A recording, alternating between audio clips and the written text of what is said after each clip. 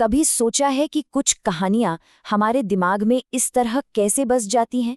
आज हम डर के पीछे की इसी कला को समझने वाले हैं कि आखिर सस्पेंस बनता कैसे है।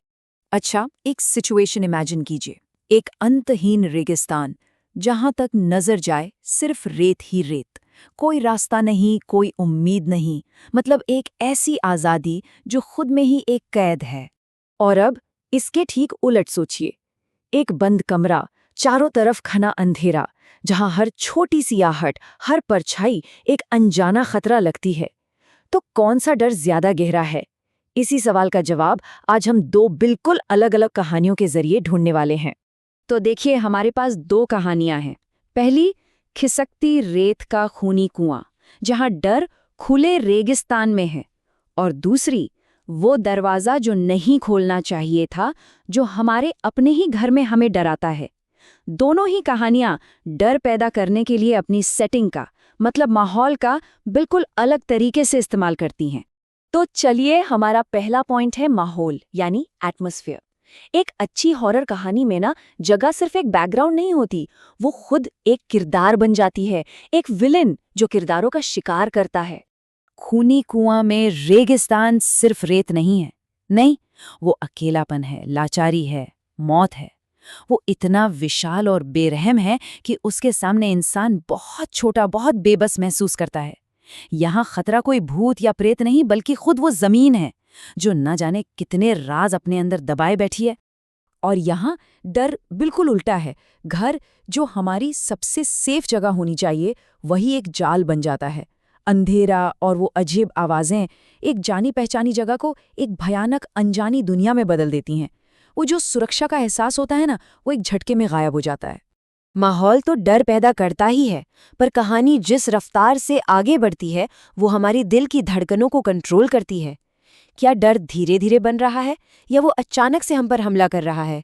इसे कहते हैं पेसिंग। अब वो दरवाजा वाली कहानी में डर बहुत तेजी से बढ़ता है। पहले एक दस्तक, फिर घर के अंदर से एक आवाज, और फिर छत से कुछ घसीटने की आवाजें। खतरा लगातार और लगातार करीब आ रहा है, सांस लेने का भी मौका नहीं देता।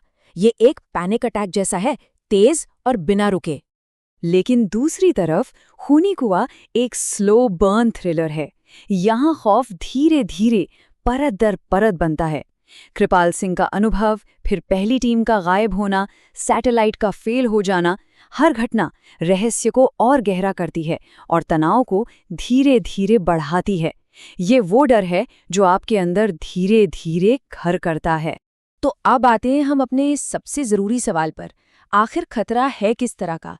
क्या उसका कोई चेहरा है, या वो बिल्कुल अनजाना है? और इन दोनों में से ज्यादा डरावना क्या है? वो दरवाजा वाली कहानी एक सिद्धांत पर काम करती है, जिसे कहते हैं द अनकैनी। इसका मतलब है वो डर जो तब पैदा होता है जब कोई नॉर्मल सी चीज, जैसे कि एक घर या एक इंसान का चेहरा, अचानक अजीब और खतरनाक लगने लगता है। मतलब घर अब घर नहीं रहा, वो एक शिकारगाह बन गया है। अर्जुन की कहानी का खतरा एक ठोस शक्ल लेता है। सफेद आंखों वाली एक औरत, जिसे एक औइज़ा बोर्ड के जरिए बुलाया गया था। हम उसे देख सकते हैं, उसकी आवाज़ सुन सकते हैं। भले ही वो सुपरनैचुरल हो, पर फिर भी उसका एक रूप है, एक पहचान है।